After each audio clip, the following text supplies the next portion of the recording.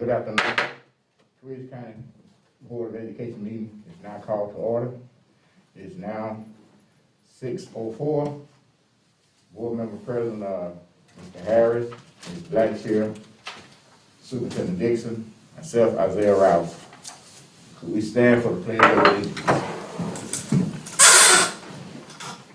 I pledge allegiance to the flag of the United States of America and to the republic for which it stands, one nation, under God, indivisible, with liberty and justice for all.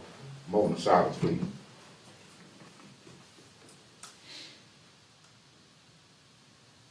Thank you.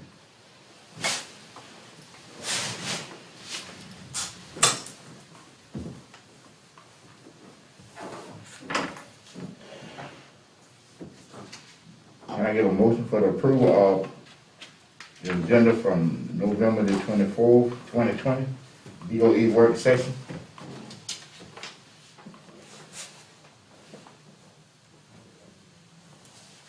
Mr. Chair, I move that motion.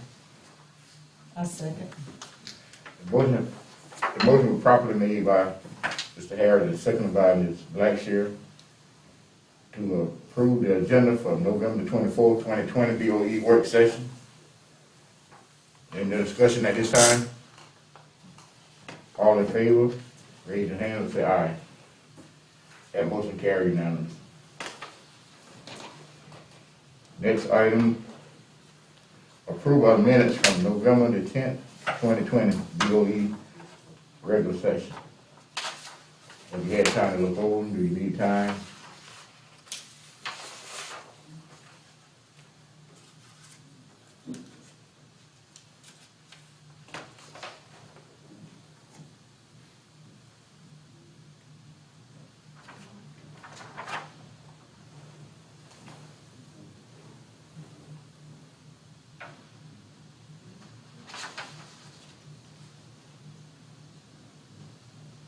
I move that motion.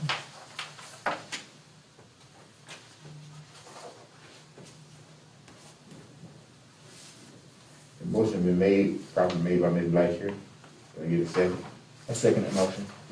Seconded by Mr. Harris to approve the minutes for November 10th, 2020 DOE regular session. Any discussion at this time? All in favor? Are you gonna raise your hand?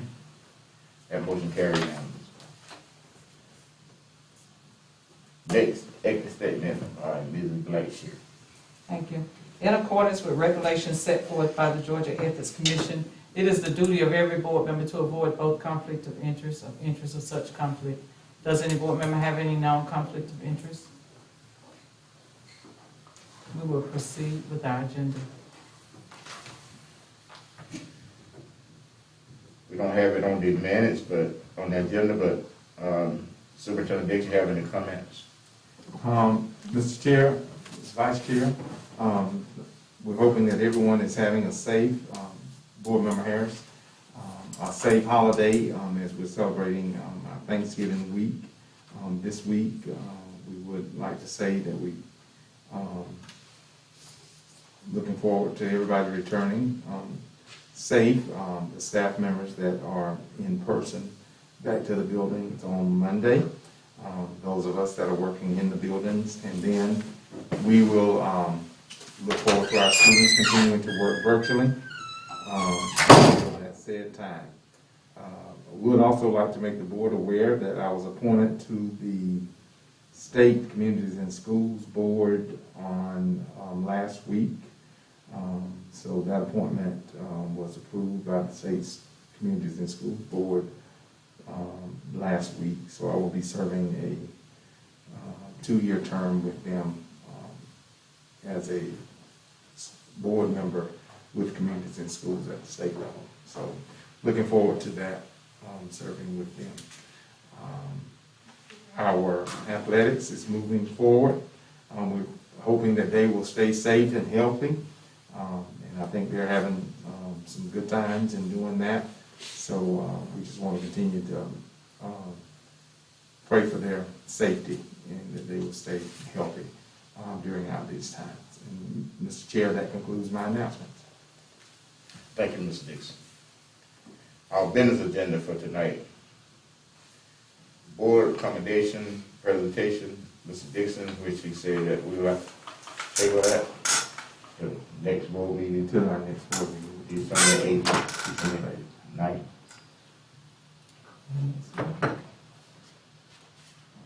It will be actually be December the 10th. December 10th. Yes, sir.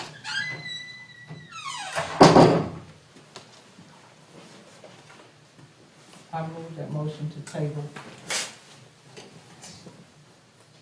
this until the next board meeting, which is gonna be the December the 9th, 10th. the 10th. Mr. Harris, we was, item 8, board, commendation, Mr. Dixon was gonna do a presentation. We need to table that until, Ms. Blackshear made a motion that we would table it until December the 10th meeting. Madam Vice Chair, what's the purpose of your, proposed motion to table? For Superintendent Dixon, make that Recommendation to table. recommendation to table, yes, sir. I second that motion. This motion has been properly made by Ms. Blackshear and seconded by Mr. Harris to table the board commendation presentation by Mr. Dixon until the next board meeting, December the 10th, 2020. Any question at this time? Any discussion? All in favor? Leave by raising your hand. That motion carried now. Next on the agenda, COVID-19 plan update, information item, Mr. Dixon. Thank you, Mr. Chair, Mr. Vice Chair, and Board Member Harris. Just a reminder that December the 22nd, we will discuss our plans moving forward as it relates to our COVID-19 plan. As we continue to watch the numbers, it's very important that we observe all of the rules and regs as it relates to COVID-19. The numbers from any day will continue to rise, so we need to make sure that we, especially during this holiday season, that we observe everything that CDC is asking us, the local health department is asking us to do, because this can be a very trying time for our community if we're not careful, and can have a big impact on our school district. So we want everybody to be safe, continue to social distance, continue to wash your hands, and observe all of the rules and regs as you can, as many as you can, to be safe. So December the 22nd is when we will meet, have a meeting to discuss further our next steps as it relates to our plan. Are there any questions? So far, how's the teaching and learning going with the kids? Being able to log in, are we having a big participation, or is it just 1 or 2? I know last time you said it was like 2 in the middle school. Well, I think it has picked up, because anytime you inspect what you expect, you're going to get more participation. One of the things that we have later on the agenda, we have to talk about our hotspot continuation, how do we better serve our student population by allowing them to have some more hotspots or even having some more computers. We are in a very unfortunate situation. A lot of areas in our county just can't even get internet service. There's not a provider that provides service in certain areas within our county. So that puts our scholars at a disadvantage. So without these hotspots that we're providing, they can't learn. I had a parent that called me. He had purchased a plan through AT&T that was somewhat of an unlimited plan. Well, that plan ran out with AT&T, so he had both of his kids on. They were able to work off of that. Well, his new plan only gave him so much data.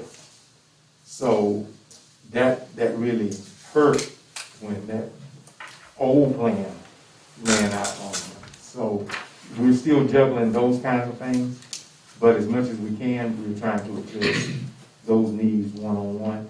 And I asked that parent to give me an opportunity to, after tonight, to see what we would do to try to address his needs going forward. So when we get a request or a concern, we're trying to address them. Okay. So other than the students that having a problem with the internet providing services, the attendance is okay, is up? The attendance is, I would say, better, but we still need the village to take responsibility and ensure that those that are living in the village are doing what they need to do. And we just don't have sometimes that buy-in that we need to have from the adults that live with our scholars. We communicate with them though? We call them and let them know that your child is out of class or has been in class, you know what I'm saying? Yes, sir, and we do have that documentation. That has definitely picked up. That has definitely picked up heavily. Yes. That has picked up heavily. Because that's been my main thing, that I can't support you if you haven't communicated to an adult. Right. So how are we doing with the progress report, with the report cards and stuff going out? Now, we did delay a full-fledged report card because we had been virtual, and my thing was some students had not done as much as they could do. Some teachers maybe hadn't done as much as they could do. So we spread that out longer to give students an opportunity to catch up and to give some teachers an opportunity to catch up, because I didn't want to be, I did not want to be fair with the students if we haven't done everything that we needed to do. And so from that standpoint, I think that we still had communication that was going out concerning the grades. And I think that's when really we got more. We also sent out truancy letters because I don't think people thought that truancy was still a part of the virtual learning, but we did send out truancy letters as well. So once those truancy letters went out, we did start to get more, people became more serious as well.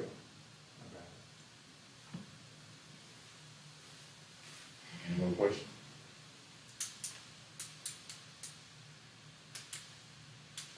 And these are universal issues. Back to the COVID plan.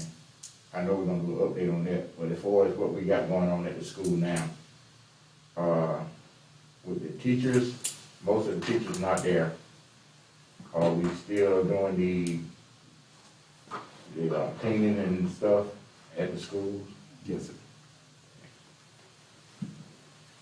All right. Next item. Item C, September 2020 financial report. That's an action item. Mr. Austin.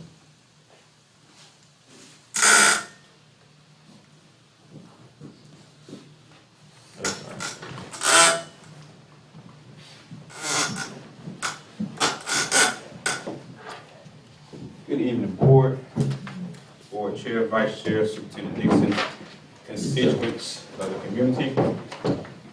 Before you, monthly, we present our financial reports, and for September 30, 2020, what you have before you is our actual budget on the right side and our actuals to the left. What I'd like to point out, especially this particular point, is the percentage of the budget versus the percentage of expenditures. So this particular period, we're about 25% to our budget 3 months in, and we have expended 27% of the expenditures for the budget, which is pretty much on pace, which is a good thing. So we're looking at maintaining that particular pace, and we will see opportunities as the school year comes to a close for this particular semester and opening up. We have a lot of those expenses already taken care of on the front side. So we're looking for that expenditure flow to slow some. Cash flow wise, as normal, this is September ending. We are still booking our ad valorem taxes to our prior year. So you will not see as much taxes at all for the month in September. We have received physical cash checks from our ad valorem, railroad taxes, etc. But from an accounting standpoint, they are still being booked to FY20. So that's why you do not see such a large influx of revenue in this particular month because of how the accounting is set up. In this particular case, of course, we have the cash in the bank, we have federal programs that we leverage, and also we make use of all our grants and the TAN if we need to. So what you see is a snapshot of our cash as it relates to general funds only. Any questions or concerns about the September ending report?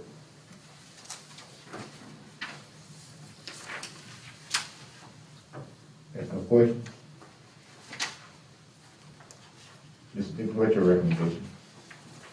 Mr. Chair, I will seek approval for the September 30th, 2020 financial report as presented by Mr. Foster.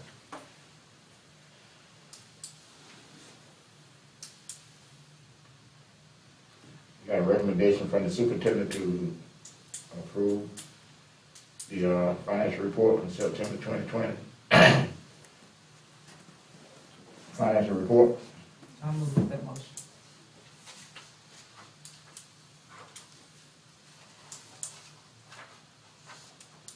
We have a motion on the floor by Ms. Blackshear to approve.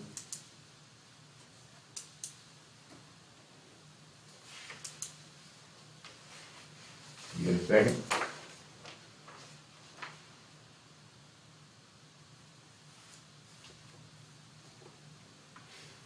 Okay, that motion failed. Any discussion?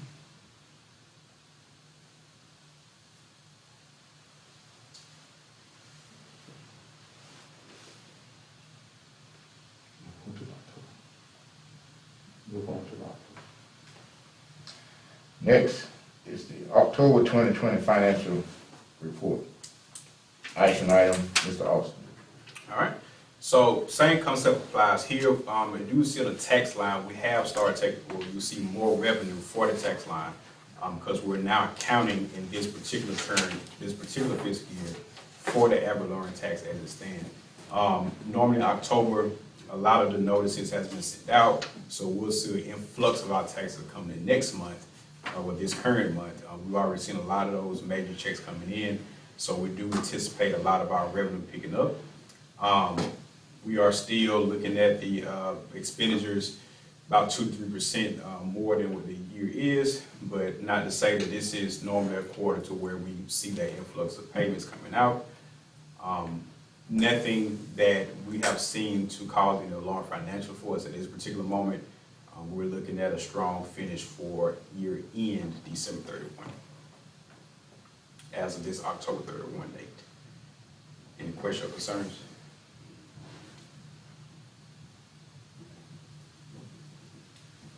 No question, Mr. Austin? Ms. Dixon, what's your recommendation? Mr. Chair, I will seek approval for the October financial report if there are no questions at this time.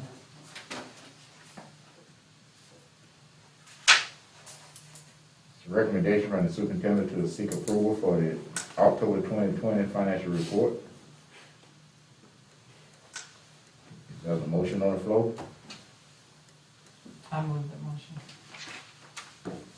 Motion by Ms. Blackshear to approve 2020, October 2020 financial report.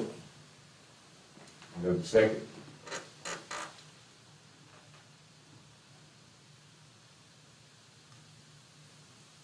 No second, that motion dies. Next item, budget calendar, FY 2021, information item, Mr. Austin. All right, so normally this comes before you all in January of that particular calendar year. However, my goal, the department goal, administration, I always look to push this calendar further back so we have more opportunity to plan effectively. So some of the things that we're looking at this time around is starting in December, to start looking at the student schedules, our FTE projections, and the programmatic pieces as it relates to instructional planning. Oftentimes, when we're looking at the budget, it's driven by what our student count is, how we schedule for those students, and what programs we need in place for those students to be successful. I feel like if that's what our focus is for the kids, then that should be something that we talk about first, and make an attention to put it on the calendar so everyone has an idea of what we're trying to accomplish. Looking at the current supplement salary schedules and also recruitment and retention, looking at our procedures and policies for that, I think it's a good conversation because normally the first quarter of the calendar year, we're looking at contracts, looking at personnel, so having an idea of what we're looking to do with supplements and the schedules, I think would be an appropriate place to do it in December. Also, instructional software review. It's no secret that we're in a pandemic, and a lot of the things that we're doing is revolving around our instructional platforms. So looking at the tools that we currently have, analyzing those tools, and how can we support our students in a virtual environment, and also making it more inclusive if we transition back into a brick and mortar state. So understand what we have so we do not over budget or under budget for that particular category. I believe that's extremely important. All right, moving into January. So looking at, we recently revised our HR procedures and things of that nature. So having a review of our hiring practices and the things that we're trying to accomplish, ensuring that we're all on the same page with that. So as we go into our recruitment season, things of that nature, we already have an idea of what we already put in place. So it won't be any miscommunications from that standpoint. And if we have to revise, improve procedures or revisit procedures, this would be the appropriate time to do that. I want to pause for any questions before I move into the next month, if there are any.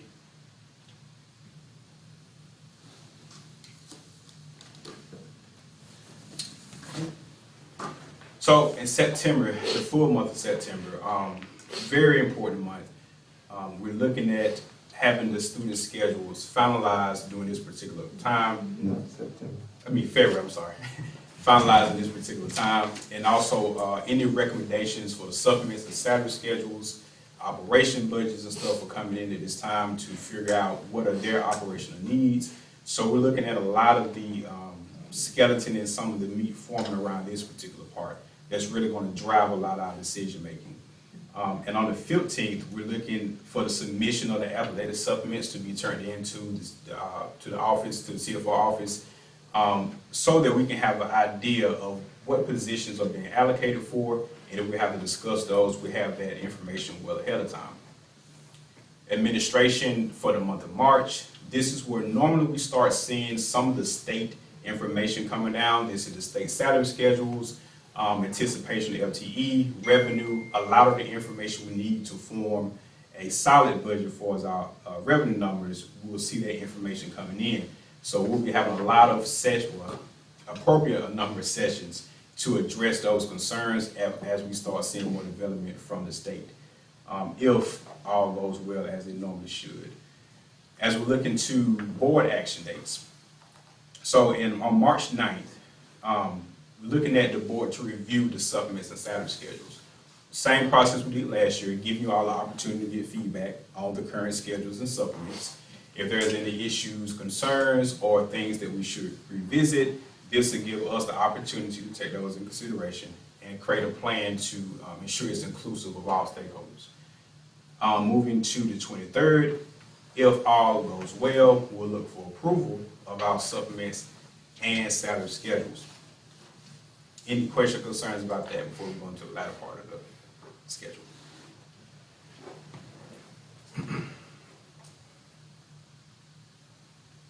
All right. So the budget overview, the majority of what we need to actually provide a budget overview has been done. So we'll start talking numbers, start talking about what each department would do. It has been done in the past. give you an idea of what those projections will look like. And then we'll look to start presenting a tentative budget in April, which is, again, we try to get earlier every year so that we can have more time for planning. COVID came in a critical aspect last year in our budget process, so I want to ensure that I'm building in a contingency for the unexpected, and it's unexpected. So I think this gives us a little more time to really talk through any issues that relates to our tentative budget. As we've done in the past, we'll approve that for advertisement, and we move forward to the legal adoption of the budget the end of May 25th. It has been stated in the past that June is too late, I think, to approve a budget, so I want to make sure we have that time to keep the budget in May. In the event we have to have for discussion, we have a full month of June to make any changes.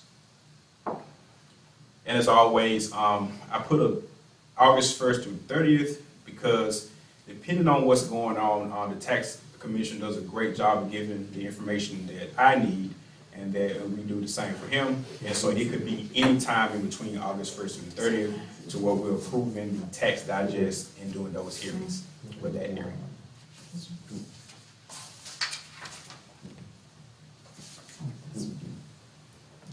Any questions or concerns about the proposed budget calendar as it currently stands?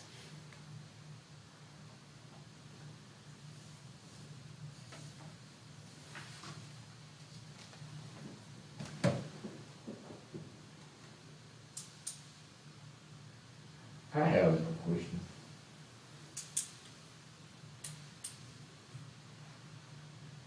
Any questions, Ms. Austin?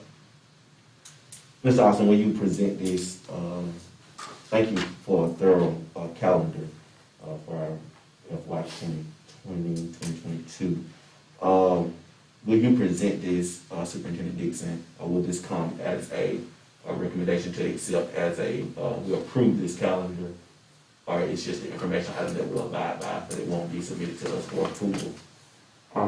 Tonight is for information. Right, but will we see it again before we actually begin to work within this calendar?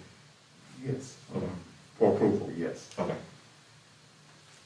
And so we will take it for information, and while we have it for information, we'll discuss it, see what we would like to move up, move down, and then we'll bring it back for action. There is some further discussion, it doesn't raise an eyebrow, but there is some discussion that we can have in reference to how we will move in some personnel matters that may bother your calendar a little bit, just a little bit. But other than that, it looks great, and thank you for a great job. Thank you. Any questions, Ms. Austin? Thank you for that, Mr. Austin. Sir. Next item, hotspot contract extension, Mr. Austin. All right, so Mr. Bass and I will co-present this, but one of the things that we looked at in our hotspot is that we needed more time with the program. And so based upon that data information, Mr. Bass will come and do a thorough presentation on the cost analysis and why we're going that direction.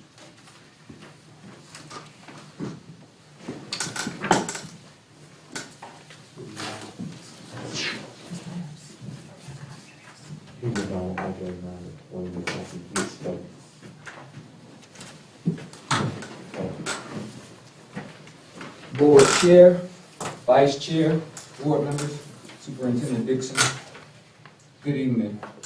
Good evening. What I want to do is go back over some of the things that we talked about in August. We talked about a lot of this in August, but I wanted to give you an overview of that so you kind of understand where we are now and what we need to do going forward. Okay, so what we'll talk about is the outline of this. We'll talk about the partnership between Godot and Verizon. We'll talk about the advantages of this partnership, the responsibilities that our district has in this particular program. We'll talk about some of the usage that we currently have that we're seeing from the hotspots, and then we'll talk about next steps. So the partnership, as we discussed before, is a partnership between Georgia Department of Education, Verizon, and our district. They provide hotspots at a discounted rate for our students to use. This has been it's really been helpful for our district and rural districts alike. So that's what this partnership is. Next. Some of the advantages of the partnership, the biggest one is that we were able to provide internet access to our families and students who had little to no access. I think this is very, very important because one of the things that happened, if you recall, we did a survey to start when we started this process, and we had a bunch of people come back and say that they had internet access. But what we found is a lot of people were using their phones to do their schooling, and they were running off of a 10 or 15 gig data plan. And they saw that get eaten up really, really, really quickly. So we had an influx of people calling in to see if they could get extras. Of course, we ran that survey and we ordered enough based on that survey. So out of that, we had 150 hotspots that we currently own. Next slide. So the responsibilities of our district, again, we purchased 900L jetpacks from Verizon. They were at $60 a piece. We had an option to do the 8800Ls, but we didn't go that because it was a little bit more expensive, but we saw the coverage necessary with the lesser of the cost. So now we own 150 devices, like I said before. Initially, to get into this program, we had to make a commitment of 6 months to take advantage of it. So to start, we had to have 6 months. So that price for us, it was right at $26,999. That's what our initial investment was for those 6 months. That covered the 150 hotspots and the service over that particular 6 months. And as you can see, that service goes between mid-August to early January. I know on this particular item, it says the action item, but I prepared this as an information item for you, and I'll make sure that I defer to Mr. Austin and Mr. Dixon about that. But I want to give you this information so you can make an informed decision going forward. With this, we also have an option to do month-to-month. It's built into that plan, so if we need to continue, right now we don't know what we'll do as far as schooling goes, but we have that option. The next thing that I want to show you is some of the data usage that we've seen from these hotspots. So this first slide shows you the data usage upon us first delivering these hotspots out.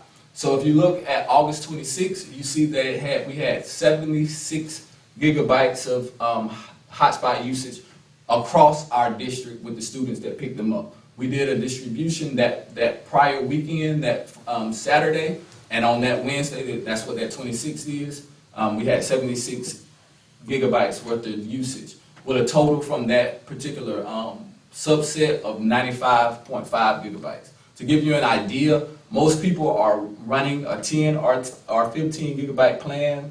If you have a hotspot on your phone, that's pretty much what it is. And so you can see we more than 9 times that in the first weekend, week plus of having this usage. So that kind of gives you an idea. You can see right below that the breakdown based off of the individual hotspots, how much usage it was.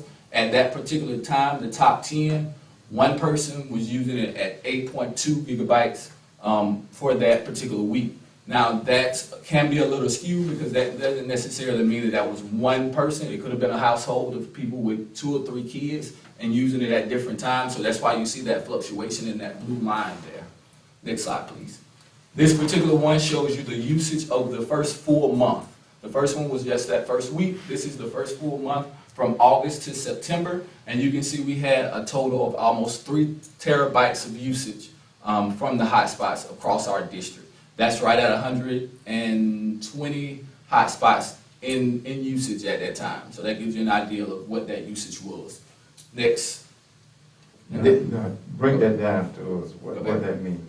It's a terabyte, what that means. So one terabyte, if we look at it, 1 gigabyte, just to give you some idea, a terabyte is 1,000 times 1 gigabyte. Okay. So 1 gigabyte, if you look at, if we're gonna do a simple calculation, a full-length movie, if you look at it totally on Wi-Fi, it's about 1 gig. So you're looking at almost 3,000 movies at one time. So that kind of gives you an idea. Not that our kids were using watching movies, but that kind of gives you an idea of what that is. Yeah. Watching, you know what Yes. Yes, sir. Thank you, Gates. I try. This is our current usage. Right now, you can see that it's at 2.27 terabytes. You can see that that is a little less than the previous month. And what I'll attribute it to, without going deeper into detail, is once we decided that we would go full virtual, and then we started to use Ingenuity a little bit more, the kids weren't using the video conferencing as much, or relying totally, because we had some kids doing Ingenuity exclusively. So that's that reduction, but that kind of gives you an idea of where we currently are. Next slide. So what's our next steps? I think, like I said before, I did this as information for you. The first thing that we really need to do, well, you guys, before we decide what we'll do with these hotspots, is kind of determine what we'll do for in-person learning next year. Because it has very, very high budget implications. I think, and Mr. Dixon, please correct me if I'm wrong, I think we did this initiative with CARES Act funds. Yeah. So right now, if you look, it's costing us $3,000 per month to use these 150 hotspots. Of course, as I told you, we had an influx of people after we got going good that needed some more hotspots. So right now we have about 75 people that's on the waiting list. So if you ask me, I would tell you that we would need that addition. But again, in respect to if we'll be in-person learning or not, that's an implication here. We do have the option, as I said before, to do month to month. We can pick it up at any time because we do own those 150 already. We have a month to month option. And also, if we need to deactivate some of that 150, if we're going to do a combination of in-person and virtual learning, we do have that option as well. So one of that first next step is kind of deciding what we'll do as far as returning to school or not. And then, Mr. Dixon, I think it will give us a better idea of what that recommendation needs to be. Do we have any questions?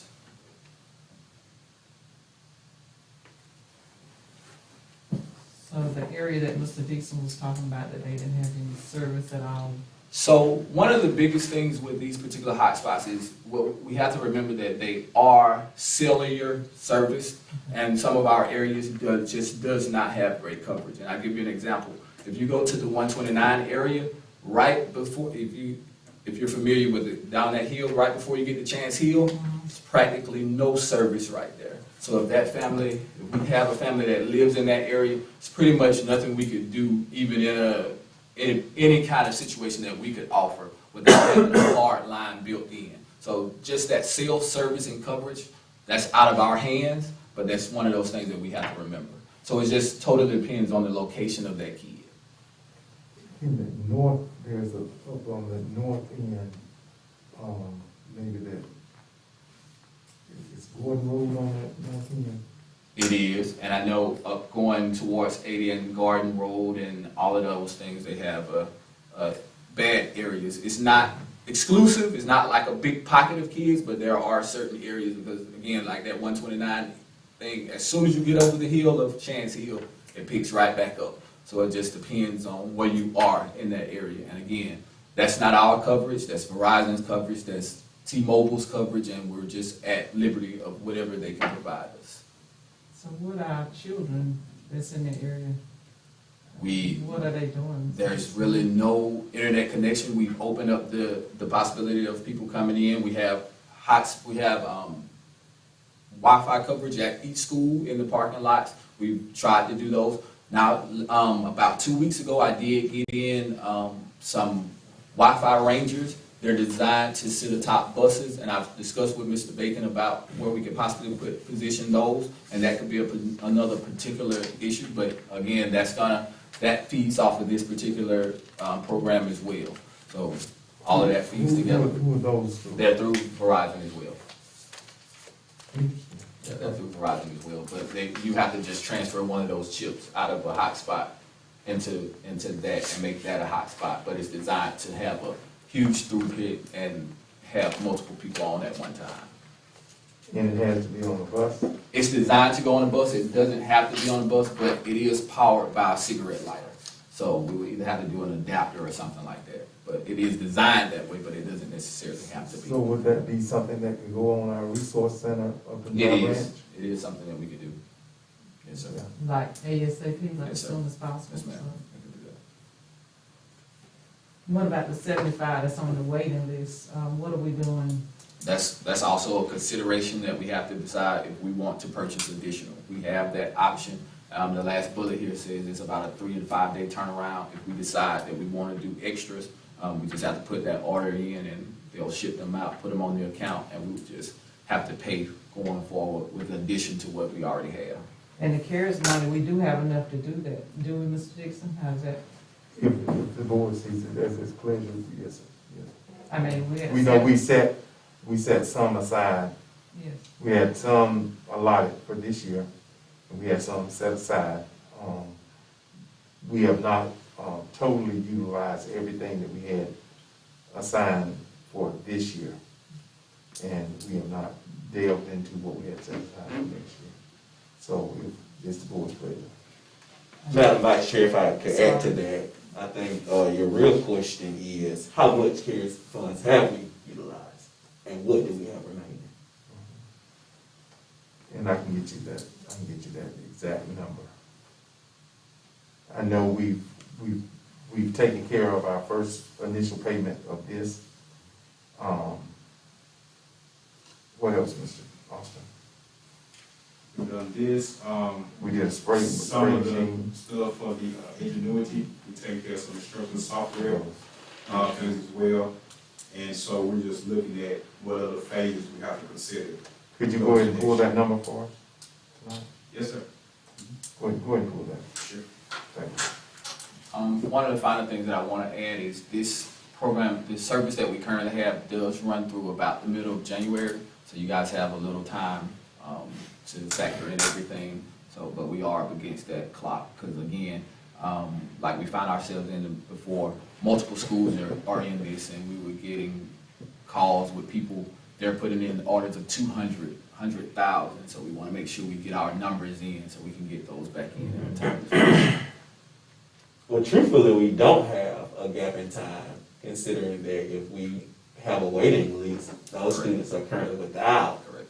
So we don't have time. And some of those on that waiting list are in some of those situations like I talked about earlier. Where, you know, one kid is utilizing the data that the parents have, and it's you know, causing a burden. You know, and I understand that. You only got so much that you can dish out. And Mr. Bass, one of the things that I like about this, and I want you to expound on this, as you may have in the initial process of developing this plan and purchasing it, but tell us what can be accessed through this device when it comes to internet connectivity and what students can search the web for. So one of the biggest things that we have to always do as a federal entity is make sure that we're always SIPA compliant, and what that means is Children Internet Protection Act. They can basically only see the things that, according to that federal regulation, can they get to. Now that's kind of iffy here and there because one of the things that's not on that list is YouTube.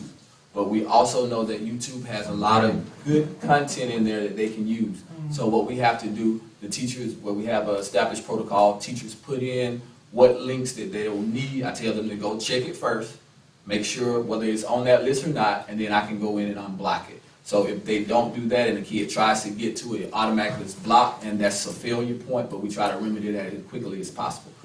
There has been some times where we don't own, Verizon is running that particular service, so I would put it on the unblocked list and it would take an hour, 2 hours, so I try to make sure that I tell my teachers to make sure you do that the day before so we don't run into that particular problem, because again, that is an outside entity of us and we only can control so much of that process. Does that answer your question, sir? Yes, sir. Yes, sir. Great job, sir. Thank you. Great presentation. Thank you. Thank you, Mr. Bass, that was great. Thank you.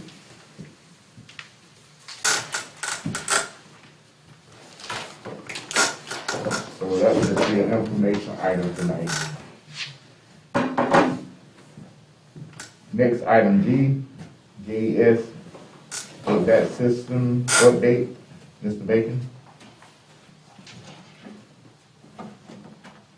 Just before Mr. Bacon gets started, I want to just remind you, this is a part of our facilities plan that we've already discussed, and he will be updating us as our next phase.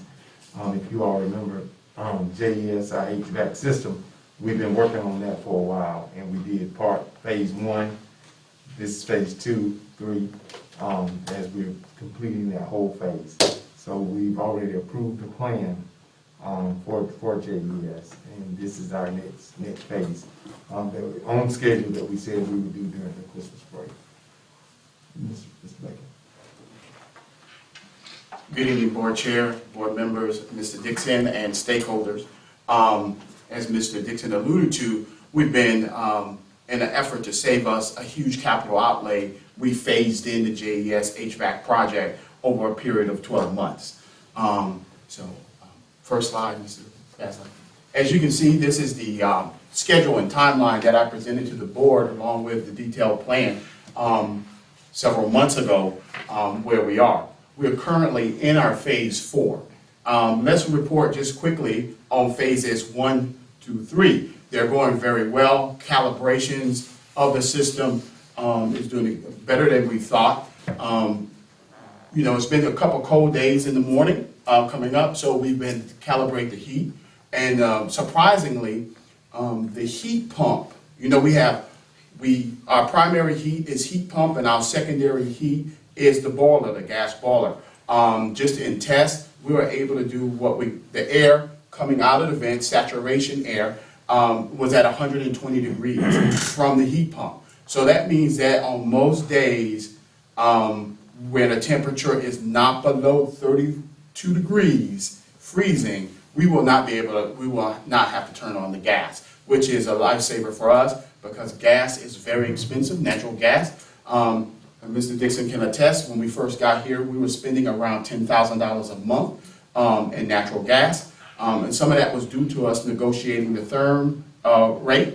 We have a good rate. We're probably down to about $3,500 a month now in gas usage. But what I do see is that us not being able to turn on that boiler, especially because we have cold mornings for a couple hours and then, it heats back up really good. But we were turning on that boiler, keeping that boiler going all night to keep the building at temperature. So we were really using a lot of gas. So what we're here tonight in the update, phase 4. Phase 4 is the second hall. Now just remember, what did we do on the second hall in the first 3 phases? We put in the electronic controls, which are all brand new, that goes to the Jace that we previously bought several years ago when we did the gym project. Then we moved 2 of our better units, the Linux units, we moved those to make the system a little bit more robust and have fewer points of failure.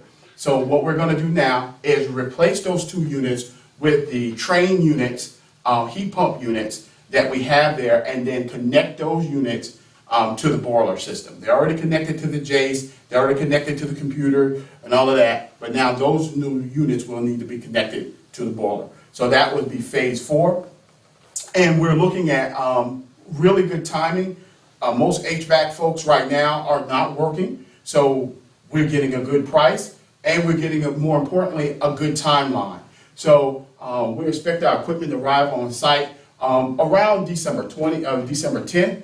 The demolition will start on the 17th, and we should be finished equipment installation around December 31st. And yes, that included, they don't take, and when we look at that calendar, we think about schools being off, but regular folks in the real world, they're still working. So they get a day off for Christmas and a day off, so they'll be out here working to get this completed.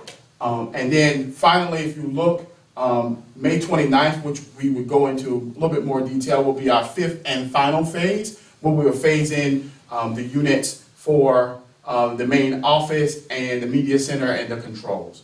Next slide.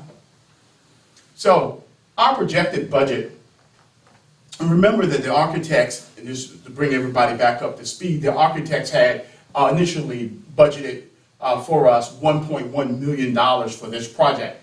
Because we decided to do it this way and to take a little longer approach, we're going to save about $500,000 initially. So we projected that our budget will be $583,653. The first 3 phases cost us $331,234, which we were under budget by $18,000 from our initial estimates on that phase. So that left us a remaining project fund of $252,419. And our projected phase 4 estimate is $98,774, which will leave us a remaining budget of $153,645. We expect the last phase, phase 5, to be in the $130,000 to $140,000 range. That's kind of where we expect it to be, if not a little less. So we feel like we'll be under budget and on time. We've had 1 or 2 issues. To be honest, we had a classroom on the pre-K hall, had some issues. Hamlin Services, a contractor on the spot. They've been out here several times. 1 other classroom had an air balance issue. We came out, we fixed that. Now the teachers they want it to be 63 degrees in the summer and 400 degrees in the winter. But we have set points so that we can save money, but we are cognizant of how people are feeling and try to adjust that. But we're trying to make sure that we're also energy efficient and try to save some money. So phase 4 will begin on the 10th, and that is our projected estimate. If there are any questions, Mr. Dixon, board members, at this time.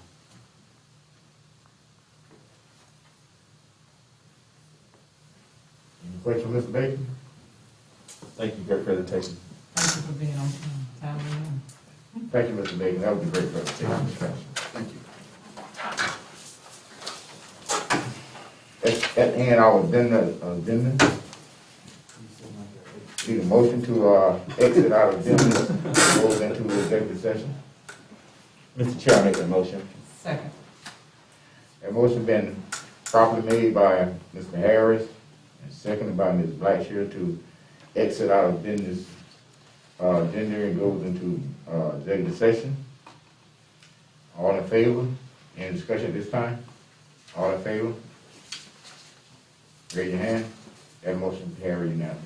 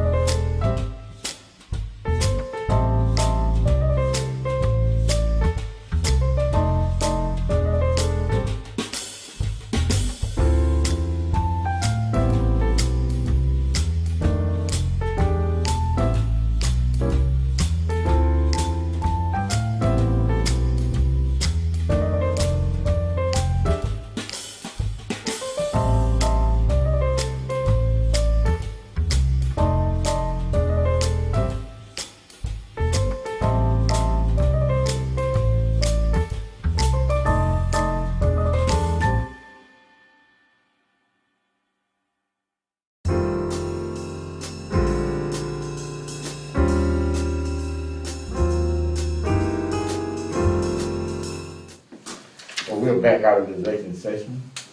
I have a motion, please, to go back into open session, our executive session. Mr. Chair, I make that motion. Second. The motion has been properly made by Mr. Harris and seconded by Mrs. Blackshear to move out of executive session back into public section. Any question? All in favor, notify by raising your hand. That motion carried unanimously. Okay, in executive session, personnel matters. Recommendation from the superintendent. To accept recommendation for EID 2776. Mr. Chair, I accept the superintendent's recommendation for personnel EID 2776. Second.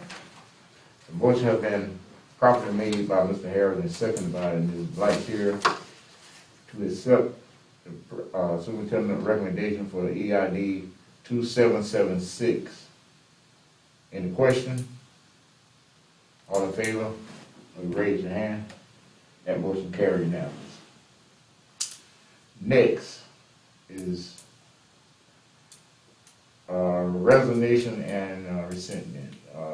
EID 3099, superintendent recommendation. Mr. Chair, I accept superintendent's, make a motion that we accept the superintendent's recommendation for employee EID 3099. Second.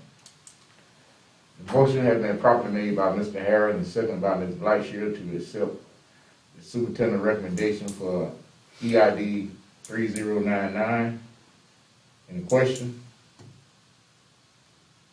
All in favor, notify by raising your hand. That motion carried unanimously. Next is resentment, recommendation from the superintendent, EID 112401. Mr. Chair, I make a motion that we accept the superintendent's recommendation for EID, employee EID 1124-01. Second. Motion has been properly made by Mr. Harris and seconded by Ms. Blackshear to accept the recommendation, resentment of employee EID 1124-01. Any question? All in favor, notify by raising your hand. That motion carried unanimously. And get a motion to adjourn. I'll move that motion. Second. Motion been made by Mr. Blackshear and seconded by Mr. Harris to adjourn the meeting. Any question? All in favor, notify by raising your hand. That motion carried now. Meeting adjourned.